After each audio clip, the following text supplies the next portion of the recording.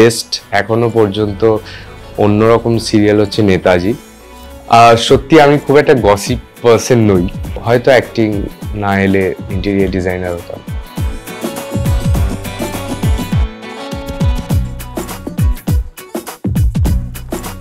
তুমি morning person নাকি night owl? Morning person. প্যাকআপের পর প্রথমেই তুমি কি করো? আফটার প্যাকআপ তো সোজা গাড়িতে বসে বাড়ি। কোন কোস্টারকে তুমি কখনো কিছুতেই না বলতে পারো না? নো।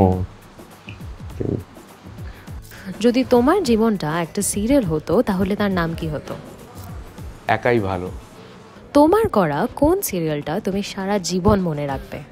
আমার কাছে তো এত বছরের কেরিয়ারে আমার কাছে বেস্ট এখনো পর্যন্ত অন্যরকম সিরিয়াল হচ্ছে নেতাজি।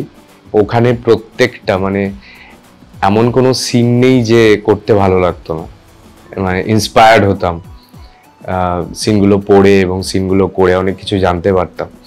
তো সেটা আমি মানে ওটা আমার মেমোরেবল। কোন খাবারটা তোমার কমফর্ট ফুড? ওকে, বেসিক্যালি একদম বাড়ির খাবার, সেটা রুটির সাথে যা খুশি হতে পারে। কোন ইমোজিটা তুমি সব থেকে বেশি ইউজ করো? লাভ, লাভ ও আইজ অ্যান্ড লাভ। সেটে তোমার গসিপ পার্টনার কে? সত্যি আমি খুব একটা গসিপ পার্সন নই, তো সেটে যখন যে যেরকম আলোচনা করে আমি থাকলে সেখানে পার্টিসিপেট করলে করলাম, নাহলে করলাম না। কারেন্টলি কোন গানটা শুনলেই তোমার মন খুব ভালো হয়ে যাচ্ছে? সাইয়ারা। কারেন্টলি কোন গানটা তুমি লুপে শুনছো? রিসেন্টলি গফুর।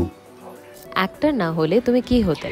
একটা না হলে হয়তো আমি ইন্টেরিয়র ডিজাইনিং নিয়ে পড়তাম, কারণ ওটা আমার খুব পছন্দের একটা বিষয়, পছন্দের একটা সাবজেক্ট। এবং আমিও সবসময় ওইভাবেই দেখি যে মানে হয় না যে একজন ইন্টেরিয়ার কেউ যদি হয় তার মাথায় সবসময় ঘুরতে থাকে যে এই পজিশনে আমি কি করলে ভালো লাগবে, এইখানে কি করলে ভালো লাগবে।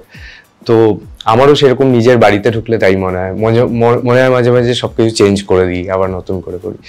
তো হয়তো অ্যাক্টিং না এলে ইন্টেরিয়র ডিজাইনার হতাম।